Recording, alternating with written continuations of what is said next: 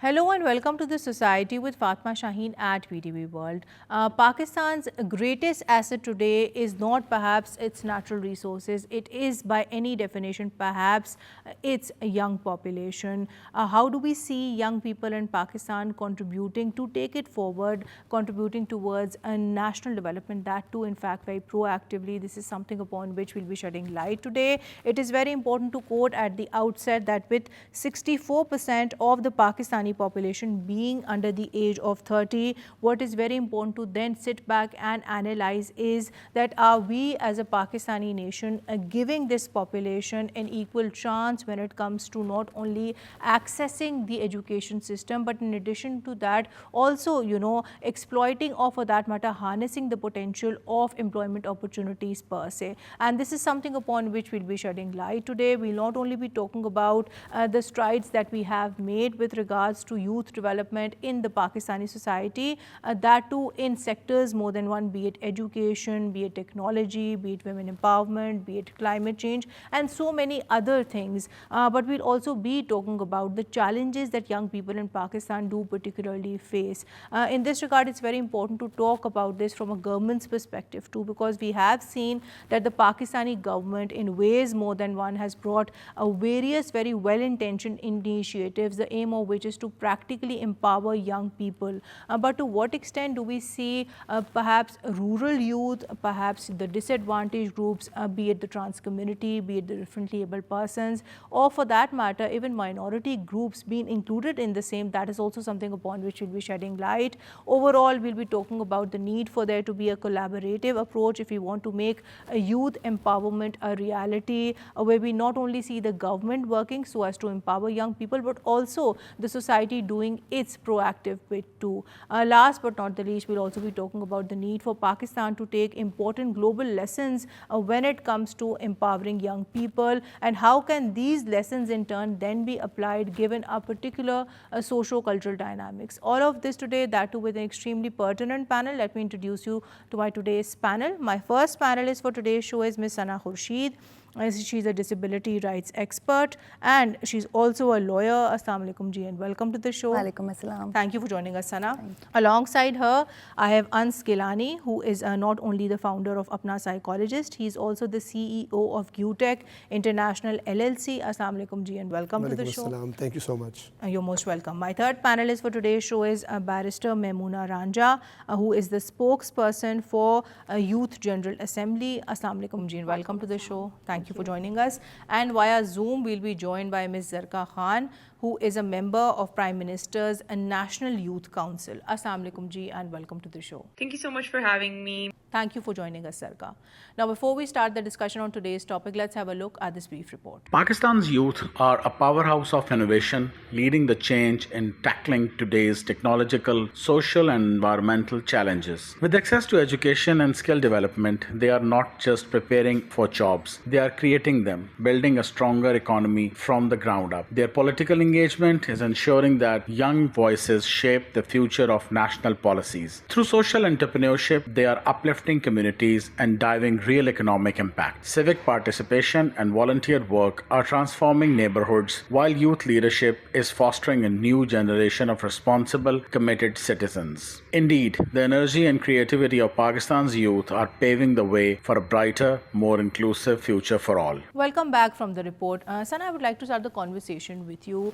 Now we are talking about the very important role of young people, that too in Pakistan's national development. To quote just a few challenges, we do know that approximately 22.8 million children aged 5 to 16 years of age have not been attending school in the country. And when we do talk about people, more particularly young children being given that right, we do appreciate that 68% of Pakistani children unfortunately do not get to complete their primary education too. This aside, we do also appreciate that when it comes to young people, they are faced with not one, rather quite a few challenges. But looking at this from your own perspective of being a differently able person in Pakistan, what do you feel are the most imminent challenges that young people in Pakistan do face? Like you just said, that youth from every background faces a lot of challenges in Pakistan when it comes to access to education, especially. Right. And when you put in a disability to that, the challenges become like they just multiply.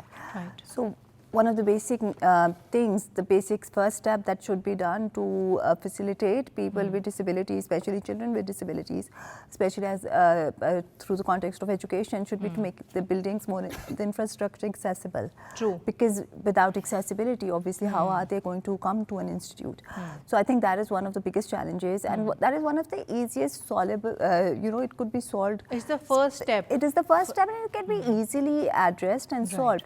Right, Sana, not only that, I think what is very important to then highlight is that when we do talk about the definition of a disabled or a differently abled person in Pakistan, more particularly in Punjab, that over a period of time has been widened, which again is a milestone for a country like us. I'll come towards you, Ans, and I would want you to add to this further, but more from your own line of work. Now, we do know that you have been implementing very important initiatives like that of e-Talim, which is a national e-learning platform. Whereas, of course, we do appreciate the fact that this is a commendable initiative with the purpose of improving people's access to education. To what extent do you feel has it actually led to improving, quality learning outcomes? Because giving people access to education is one thing, but ensuring that yes, our children, they get access to quality education, that is another. That's an important question. So I would like to tell you that the initiative of e-Talim has actually improved the education. How it is like the gamified system.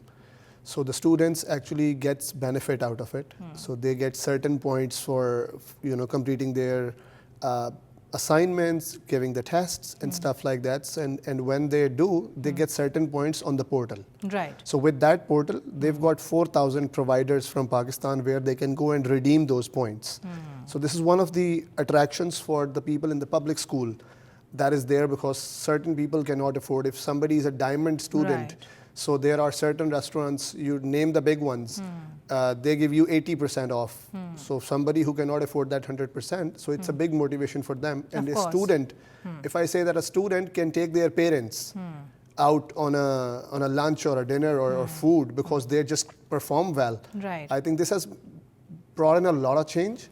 And when we see in the last 1.5 years, so there is a case study that is presented by one of the federal directorate people, that the 3-class students who were using the e-Talim system, after 1 year when they were giving a certain general knowledge test with the 5th graders, the performance of the 3-class students were better than the 5th graders. Right. So it has definitely helped us improve learning outcomes too. Yes. Sir, but when we do talk about this, do you not feel it's equally important to talk about this in a more holistic manner? Yes, we do appreciate that these, initiatives, they've generally widened and broadened people's access to education. But on the contrary, do you not feel that it's equally important to take other things in the educational system along? For example, revamp of our curriculum, for example, perhaps teacher training too, improving the competencies of our educators. So how do you address, issues like these then? So see, this is very important, especially the education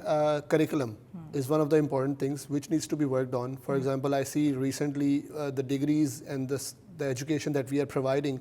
So the AI degree that you are providing is like 7 years old, and it is changing. There is no real-time education that is being provided.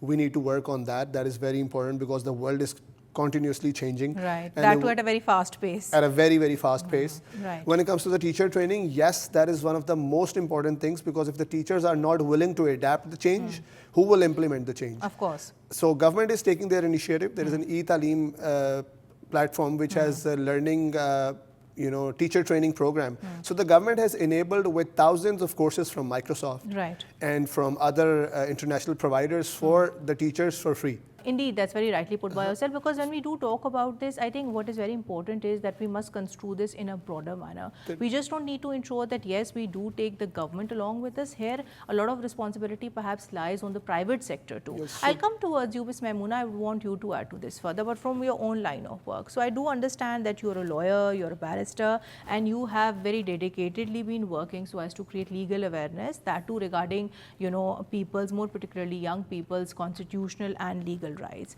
So how did this come about, given that your line of work is so different from the others, and what was it that pushed you in this direction to make young people more particularly more legally aware? So basically, I personally belong to a conventional rural background, so I have seen a lot of people that people were not really aware of their basic legal rights, particularly women. And that lack of awareness actually led to injustices being tolerated as norms. Right. If, for instance, I saw a lot of women being denied to their right of inheritance, a right that was clearly granted under the Islamic principles. And and similarly, right to education.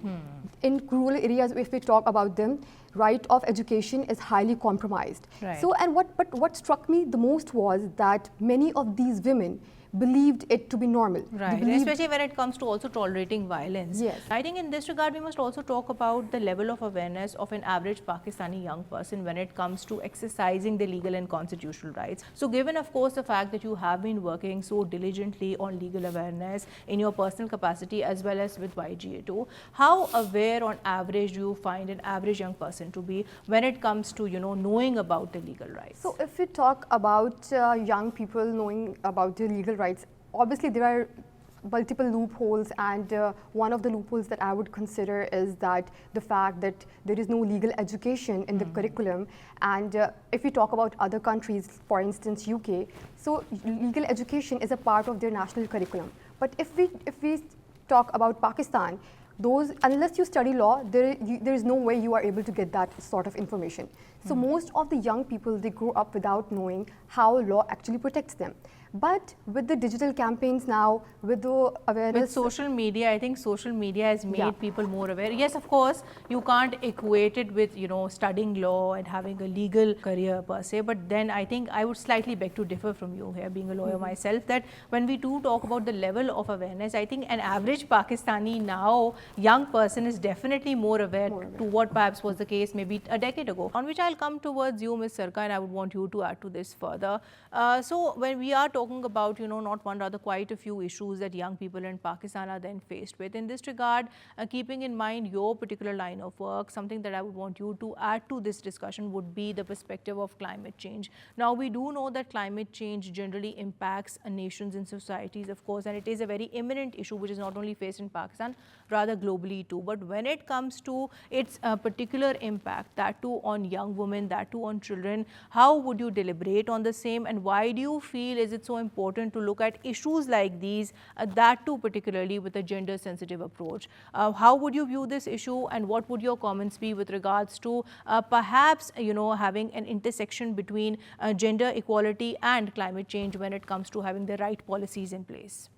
If we were to talk about the intersection of climate vulnerability and gender inequality, we would see that women face higher risks during events like climate change because they're at the verge of being exploited more during such kind of events. Terms like monsoon brides came out of the 2022 floods for a reason, because young girls were sold to older men under the clause of marriage in order to meet the financial requirements of families. 45 cases of such were reported, and then 2,000 women gave birth during the floods every day, out of which many died due to not having adequate medical facilities available, like mobile ambulances and other facilities to cater to these women.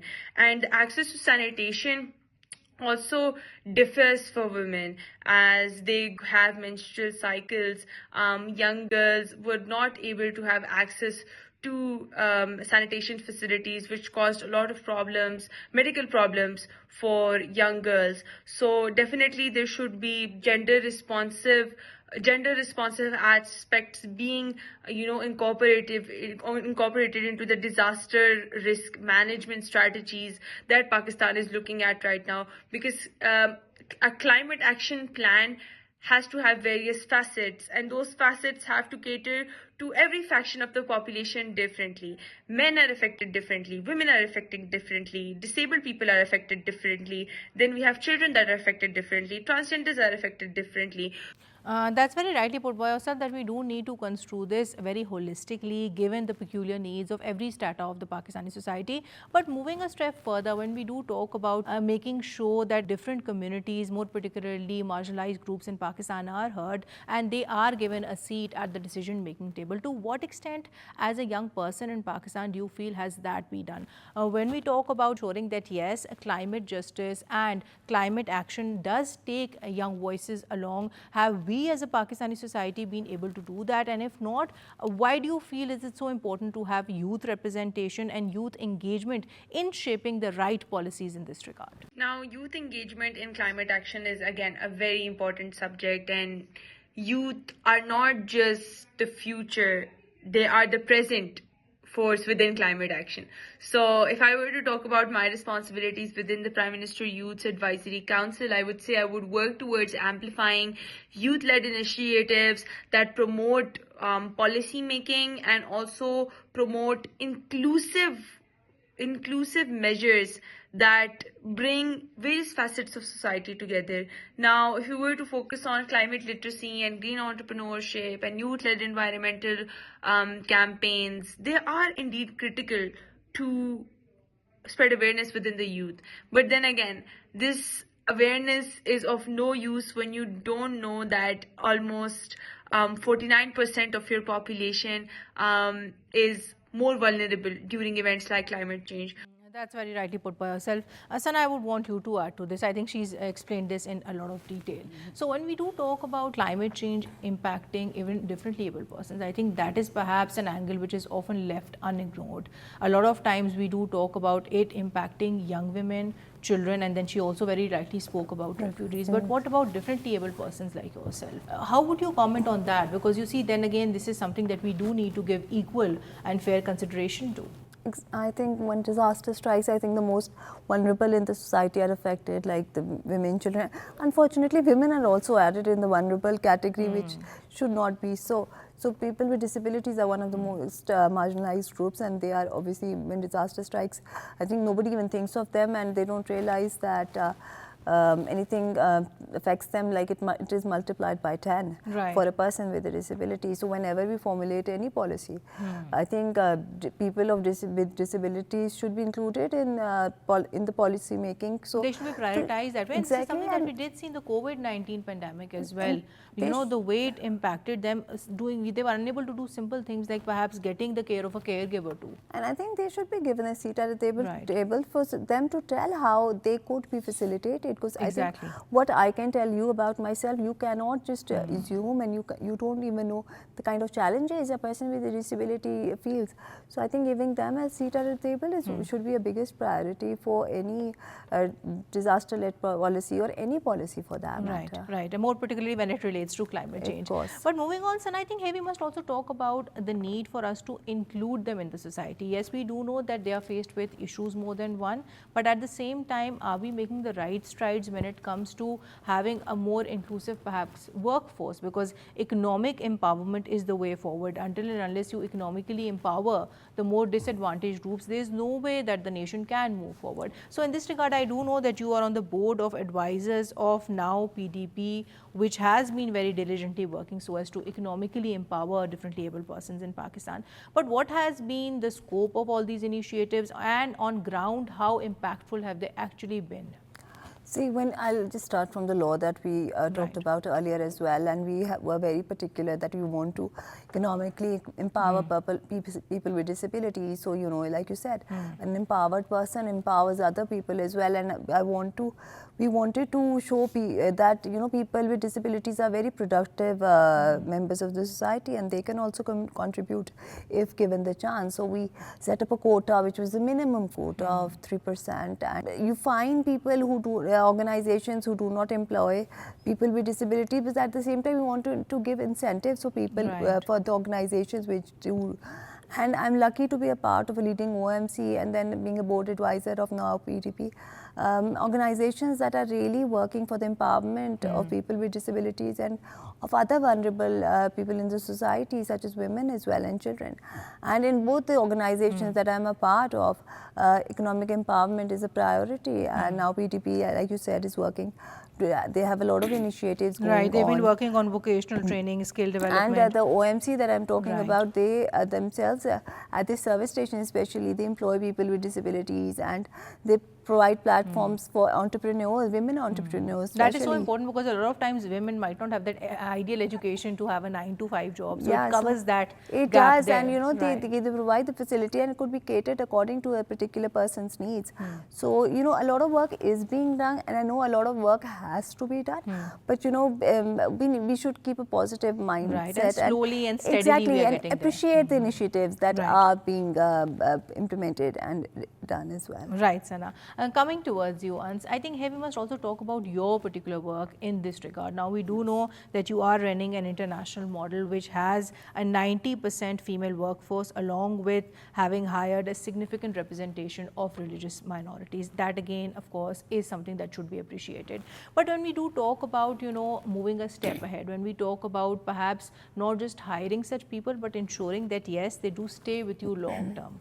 How do you particularly tackle to such issues? Because then again, you see, you're just not looking at this from a policy angle. There are so many socio-cultural, stigma-related issues involved here. A lot of times we might come across people who might not even want to hire minorities, that too into important positions of power. So how do you come across, you know, issues like these? So how do you look at this, and what would your comments be? So basically, all the things that you've mentioned are one of the major things that were in my mind and that I've seen in the more than a decade of my career that this has been happening. So I wanted to build a place myself which is safe for everyone and wanted to give the equal opportunity to each one of them. So at Gutech, what we do is we are actually 95% women-led organization in Pakistan that is run by women, led by women, worked by women. Right. So I just own it in Pakistan, but that is totally being done by the females themselves. They are amazing people.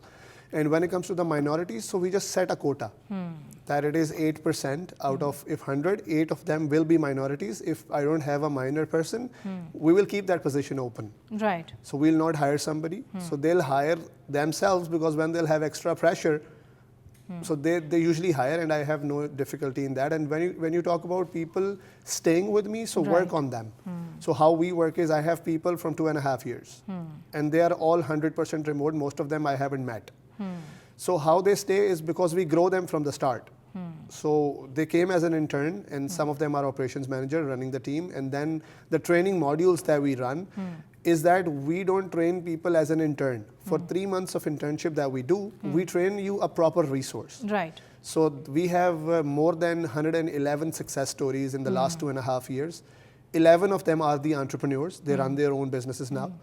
A few of them are with the big universities, government level and private level in Lahore, Karachi, Islamabad. So they just come into us fresh and we train them. Plus, we don't judge them based on their presence. Like some people are, you know, with a lot of hijab. Some people are with an open mind. Some people don't like coming to office. So there is only one thing that we are concerned about is the deliverable that they deliver. Right. So, but I think here what's very important to talk about is that, of course, we do know that you're taking this inclusion mechanism forward, that too in its truest sense. But when we talk about the society at large, you know, excluding your particular organization, do you not feel, as somebody who has been advocating for rights of women, as somebody who has been a strong advocate of rights of disadvantaged groups, that there has to be a societal and a mindset change when it comes to true inclusion and true acceptance of the marginalized groups? Yes, I 100% agree to that. And there are a lot of organizations who have started to work in the last 5 months. I would say that there is a like the CM program of women development that is working as well. Miss Sadia, I've met, she's doing an amazing job. So other than that, there are multiple organizations in Pakistan. There are women empowerment groups, especially in the chamber as well. I know the Women in Tech group. So there are organizations who have started to work on that. It is very important, but I would like to put in here that we need to work just as Sana is working, I must agree to her, for the people with disabilities, for the people who are from the minorities.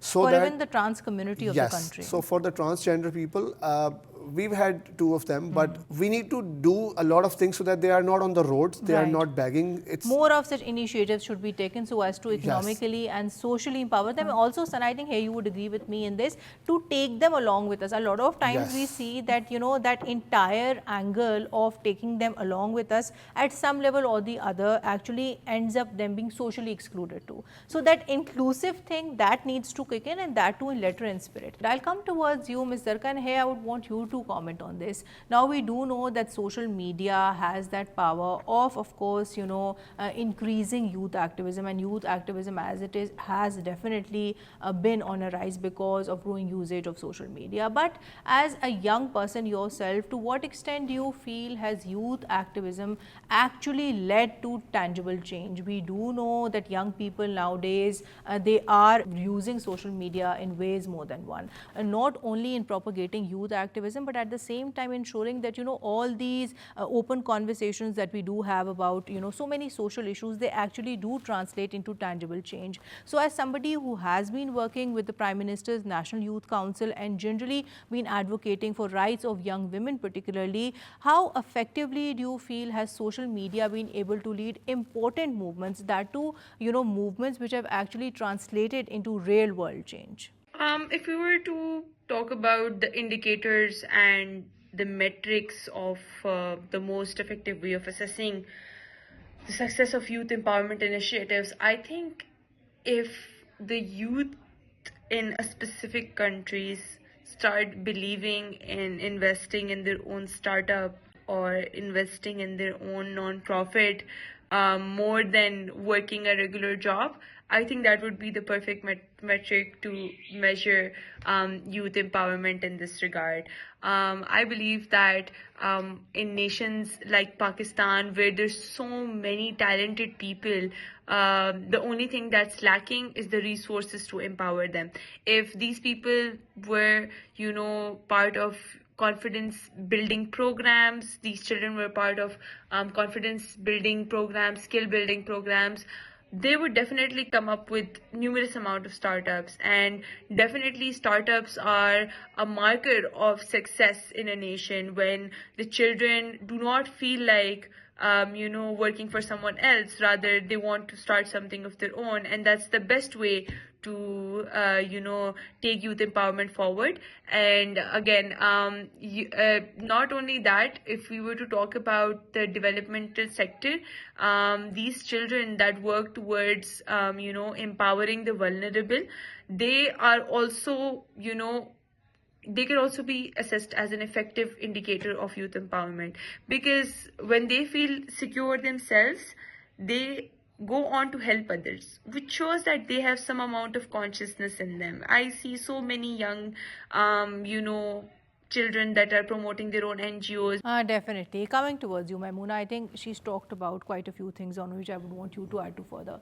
Now, when we do talk about the very important role of social media, I think she's talked about the factors which would actually be very important in construing whether something actually translates into real world change or not. But moving a step further, when we do talk about educating young people, more particularly about their constitutional rights, because I do know as a spokesperson for YGA has been leading not one, rather quite a few important movements in this regard. Of one I would want to comment is, constitutional walls. So how effective again are these hashtags? How effective again are these movements in making people aware? That too, perhaps in a very diligent manner, because then you see again this is a very circular argument. A lot of times we see that people might be aware, but they might not be perhaps that motivated or sensitized to come forward and exert their rights. On the contrary, we also come across many campaigns that who might make people aware, but not in the right manner. There is this very pressing issue of misinformation, disinformation, even fake news in online spaces today. So how do you look at this from a legal standpoint, and what do you feel would be the solutions to counter all these issues? So I personally believe that social media has transformed youth in a lot of ways, youth activism in a lot of ways. Like youth today are very vocal about their rights, they demand justice, they challenge injustices in a way that was never possible before. Then I would say that one of the biggest impacts we have seen is that social media has broken the traditional barriers that we used to have for activism. Like for instance, in previous times, what used to happen was for legal advocacy, there used to be physical presence in protests and in... Now that is not needed. Yeah, that is not needed anymore. Have very smartly replaced that. Yeah, exactly. Now people from different backgrounds, people from rural areas, females who are having mobility restrictions, and even students with busy schedules, they all may gather up and have meaningful discussions in the on social media. So I think that is a really, really positive change. So coming back to the main point, that how YGA is working towards it. So for example, our Rights for Youth campaign was actually launched in order to gain public, youth participation in the policy making. So it gathered over 1,000 signatures from youth around the world, across the country. So that was a really successful initiative, because a lot of people participated in it, and it had a really, really positive impact.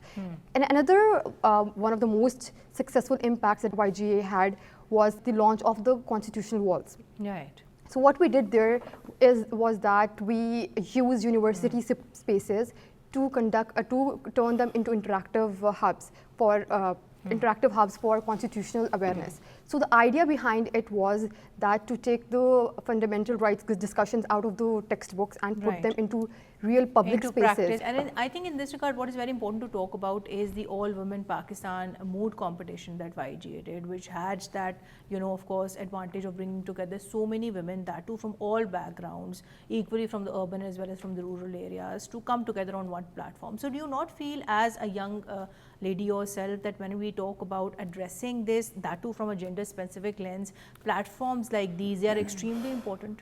Yes, they are. But it is very unfortunate that these platforms, even though YGA and a lot of other organizations are really, really working towards it, but there's a downside to it, because it is not widely available to people, to all the women that are in the rural areas who are facing gender disparities or having socio-economic challenges. So this is something that needs to be taken at a much wider level. So even though YGA has done that, and also another thing that I would like to mention is that YGA has also conducted first moot competition in Urdu language. Right. Which is that is again a very, very, very inclusive. But you see, Maimoona, I think talking about this from an overall perspective, what is very important then talk about is that I think to make all these initiatives, all these moot competitions, all these engagement platforms more effective, we do need a more perhaps collaborative approach, where we do take the government along too. Yes. Sana, I would want you to comment on that, but I think from your own perspective, now we do know that over a period of time you have been working with the government in various capacities. So when it comes to the government working to empower differently able persons in Pakistan, that too particularly with regards to programs like Prime Minister's youth program, what are the strides you feel that we have made in this regard, and what more in your opinion should be done so as to practically empower differently able persons? I think the environment that we have, the government that we have, we're very lucky that they really want to work for the betterment of, especially for people with disabilities. Because you said I should tell from my own perspective, and there are a lot of schemes that are running, and they are very effective, and people with disabilities are utilizing them. And the biggest thing is, in urban spaces, people are aware, even people with disabilities, they're aware of what sort of rights they have, what kind of rights they are owed. But the problem is in the rural areas. True. And but the government is very much conscious of this fact, and they are reaching out to people from different backgrounds, from different rural areas. Right, and also by the provision of small things like providing electric wheelchairs, and then of course we have an open quota system in place as well, which again would help us perhaps give differently able persons an equal chance to. I think the schemes that provide assistive technology, that is a very needed thing that was should have been done earlier, but is now being done now, because assistive technology opens all sorts of doors for independence for people with disabilities, and this government is very much conscious of that. Right. And there are a lot of programs that are helping. Social Welfare runs a program called #enabled, where they provide people with disabilities with assistive technologies that they need to lead an empowered life. So I think we should encourage and we should appreciate the initiatives that are being taken. Right. But having said that, like I said before, there's a lot that needs to be done, and like you just mentioned earlier, we should all work in collaboration. Right. The government with the private sector. Even the businesses is that way. You see, a lot of times we've seen businesses do a CSR. What I, as an objective bystander, feel that perhaps CSR should also include youth empowerment initiatives, and that is a very intelligent way to look at it, because we do see that happening in other parts of the world too. Sir, coming towards you, I think we must talk about this from your own perspective or working in the education sector too.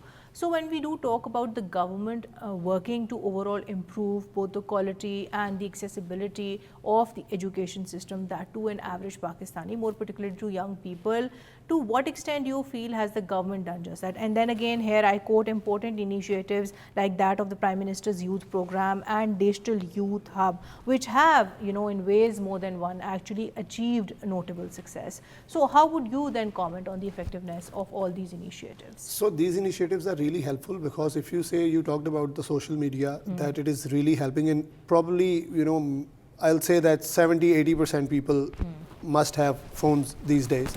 So these are mobile accessible programs, and that they can, so it has empowered a lot of people who were not able to travel, who were remote, who were not having enough money to get the education on the part. So the government is putting in a lot of effort, I must say, since the emergency has been put in by the Prime Minister, the education emergency. All of us, not only one program, not only e-Talim, all of us were on our toes for the whole year to get that implemented. So that has actually empowered, and this has increased the interest of the students. So a lot of times when they know that they have to go to the schools and they will be taught on the television in the form of the cartoonish, educational things, so they are very interested in coming towards the school. Right. And plus there is another portal with the name of Kamai, which has been launched by the government. It has all the courses for all the Pakistanis free of cost. Right. So government is putting in a lot of effort, especially this government, because I've been working with a lot of other ones as well. Right. So they are putting in a lot of effort to empower our people, but now we'll see that we need to run the awareness campaigns on the Awareness social is media. the key, sir, here, and also I would want to repeat here that collaborative approach. Yes. Because, regardless of the fact that how many initiatives the government is then actually running, I think collaborating with the private sector, collaborating with education institutions, even media for that matter, would, actually improve the impact and the effectiveness of all these initiatives. I'll come towards you, Ms. Maimoona, and I would want you to add to this. So we are talking about the issues that young people are facing, and of course, what are the proposed solutions to the same. I think one thing that we must touch upon during the course of today's conversation are the access and of course is the rights of rural youth. In this particularly, I would want you to talk about people who do belong to remote areas of the country, more particularly women, but who might not have that ideal access to either the education system or for that matter even to the justice system, because that, as we all understand, is a very pertinent issue. So what work is YGA then doing in collaboration with the government to improve an average young person's access to Pakistan's justice system? So first of all, I would like to mention that it is really, really significant that if we collaborate with the government, and if we want a long-lasting and impactful results, because even the grassroots initiatives are obviously very crucial, but if we want a systematic change, obviously we need institutional backing and policy integration as well. So, and I believe again that the fact that Prime Minister has his own National Youth Council that is conducting, capable of taking decisions, is in itself a remarkable step towards legal empowerment. So, but YGA, if we talk about specifically YGA has also done a lot of collaborations with the government bodies, such as Prime Minister's Youth Program and also Women Development Departments. And one of the most impactful initiatives I would want to mention is that of the Beyond Youth program. Right. So Beyond Youth program, it was actually initiated in coordination with government officials, and the main purpose was to incorporate legal education in youth gatherings across the country. And it actually attracted a lot of students across the country, and they were very well educated about the constitutional rights and how law protects them and what are their civic and civil responsibilities. And also I remember just a few years ago there was this app launched as well, which actually gave you access to lawyers. It helped you access lawyers who would do your cases pro bono and even access, information regarding laws and constitution too. But, when we do talk about this, I think what is very important to then talk about are the disadvantaged groups, because I think Sana would agree with me on this, that when when we do talk about improving people's access to the justice system, I think here perhaps greater focus needs to be placed on women, on the trans community, on differently able persons, even young people for that matter. I'll come towards you, Ms. Sana, and moving towards the end of the show. So my last question to you would be that to wrap up today's conversation, what role, if any, in your opinion, can AI then play when it comes to not only generally empowering differently able persons in Pakistan, but also at the same time in ensuring that, you know, they have equal access to education and employment opportunities? Interestingly enough, I was reading this report which actually suggested that, you know, in countries like South Sudan, AI has been used that too very effectively so as to tackle issues related to violence, more particularly sexual violence, because they have invented AI chatbot WhatsApp, which people can very easily access so as to get the right information in the event that they are subjected to violence. So do you not feel that AI perhaps can have similar roles here in our Pakistani community and be more beneficial for the marginalized groups in this regard too? Oh, definitely, yes. And you know, the future is digital. And for a person with a disability, I mean, having a smartphone, like he said before, I think 80 or 90% of our population just owns a smartphone. And it is just, you have access to the whole world with that. And AI, especially for a person with a disability, since it caters to the special needs of a person, I think it could be a game changer if used correctly. Right. So we need to make people with disabilities and other vulnerable groups and any individual, we need to teach them and make them aware of how to use AI correctly. And I think once they do, it could totally be a game changer and would change the landscape for people with disabilities in every field, be it education, healthcare, you know, employment facility opportunities. Media as well. We now have AI lawyers too, not to forget, who are actually arguing court cases too. So of course, yes, I would agree with you on that. AI needs to be used, but it needs to be used in a very constructive and responsible manner. Exactly. So coming towards you, and before we conclude today's show, so my last question to you would be that when it comes to driving positive, concrete social change, what role in your opinion can technology possibly play? And I do know that you can talk on this particularly from a real life experience, because you have used technology yourself so as to run and sustain so many successful ventures. So what would your advice to be to people who do want to leverage technology, but that too in a way which then has a positive impact on the society? Great, that's a great question. So my advice would be to study. So basically there are a lot of chat models available. We run one at Apna Psychologist and sehatmamla.com. So they are very helpful even for your doctors, for your young dietitians, for your young psychologists, so that they could get help. There are so many chat bots, chat agents that are available to train you specifically on your role. Like we have a server developer on Chat GPT. They completely help you in developing the servers. There is a proper TV host available. They'll guide you on the things that we have to do as a host. So everything is available.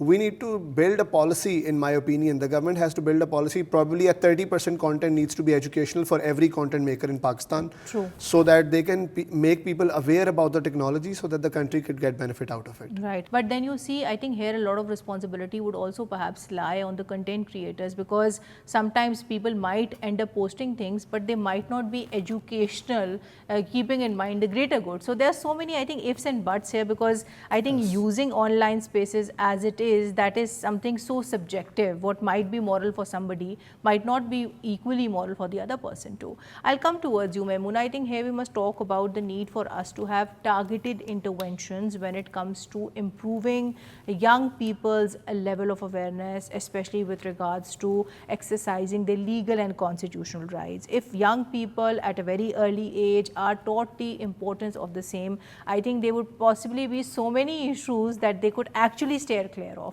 So what would be your message in this regard, that what are the policy interventions in your opinion as a lawyer that we should be ideally targeting for? So first of all, I would again like to mention that it is really, really important for us to integrate legal studies in national curriculum for students, so that students are very well aware of their legal rights from a very young age. So they should know that how law protects them. And apart from that, I believe that it is really important that we target people from rural areas. Like even though in the cities they have like a lot of opportunities, we do have access to legal services, we do have access to a lot of things that are not available in rural areas. So rural areas youth over there, they are at a significant disadvantage. So for them, I would like to say that there should be community-based legal education where we can take awareness to them because they do not have it around them. So there needs to be campaigns where experts could explain rights in simple terms and to I them. think here, if I may just add, I think community outreach is something which is equally important too, because Exactly. a lot of times we come across these typical stereotypes which might be very easily dealt with if you have the community involved and perhaps religious leaders by that virtue too. So I think it has to involve the community in the larger picture. Yes, it is. And then I would say that mobile legal aid programs is also very, very significant because in a lot of other countries like South Africa, professionals, they do travel all the way to legal villages where they provide free legal assistance to those who need them. So in Pakistan, I believe we need to adopt such initiatives. We need to form like online interactive apps where people, and also one of the very important things that I would like to mention is that we really need to highlight government initiatives that are there to protect women, such as first virtual police station, which is a really such important. as the launch of the Women's Safety app and so many others, right? So because people like women sitting homes can actually report violence and harassment without having the fear to go to a physical police station. Right. So that is the kind of protection that women need. So these things, they need to be, people need to get aware of that. So, and especially rural areas, I would like that it is really important that we target those areas because they lack a lot of resources and they need, more. They need a special focus Exactly. in that regard, and this is something that we were earlier discussing as well, that even when it comes to covering them with regards to the government initiatives, focus has been placed on the rural youth particularly too. Yes. Right, Ms. Maimoona, your point is noted. I'll come towards you, Ms. Zarqa, and moving towards the end of the show, my last question to you would then be, to wrap up today's conversation, what are the most important global lessons that a country like Pakistan can then learn when it comes to, then doing away with so many challenges, so many issues that young people in Pakistan are then faced with, be it issues related to mental health, be it issues related to climate change, be it even issues related to women empowerment or gender inequality per se. What are the strategies that Pakistan can then adopt from the rest of the world, and that too in a way which then actually is, cohesive and consistent with the way it is then applied given our particular socio-cultural dynamics? So how would you comment on this? If we were to talk about how Pakistan can basically take global lessons for local application, I would suggest that gender and climate justice advocacy has to be taken through an intersectional approach. So ensuring that the climate policies address the social inequalities of societies.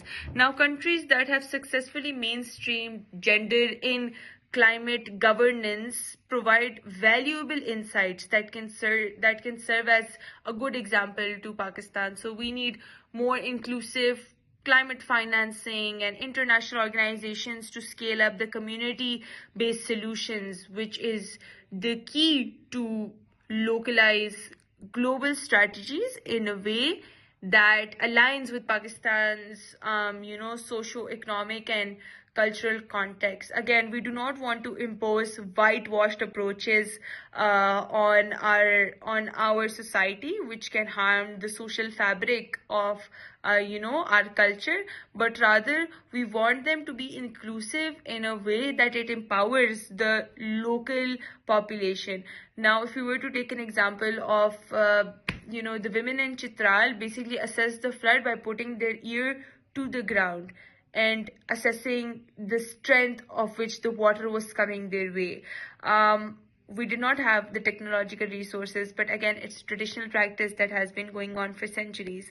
If someone from the West was meant to see that, they might humiliate the culture. So what we want is that we want more inclusive policies that are adaptable to our cultural practices. Thank you so much for having me. It's a pleasure to be here, and I hope I was able to communicate answers that that are the need of the hour. So thank you so much for having me once again. Thank you so much, Ms. Zarqa. On which note I would like to conclude today's show. Thank you so much, Ms. Sana. Thank you so much, Nasab. Thank you so much, Ms. Maimoona. And thank you so much, Zarqa, for your time today. Well, to conclude today's show, we generally spoke about youth empowerment, the way it actually exists in the Pakistani society. We not only spoke about the various opportunities that young people have, but in addition to that, the various challenges that they do come across. If we want to ensure that, yes, we take young people along with us, we empower them, that too in true letter and true spirit, then what is very important to focus upon is to have the requisite policy changes, is to overall revamp our education system, and of course to give young people all those opportunities which would help them proceed further, which would then support their innovation in ways more than one. Last but not the least, what is very important to note is the fact that whereas of course we do appreciate the fact that the Pakistani government has been working very diligently so as to overall empower young people in Pakistan, whether they belong to urban areas, whether they belong to rural areas, the society needs to do its proactive bit so as to implement all these well-intentioned initiatives further. That's it for tonight. Until next time, take care and Allah Hafiz.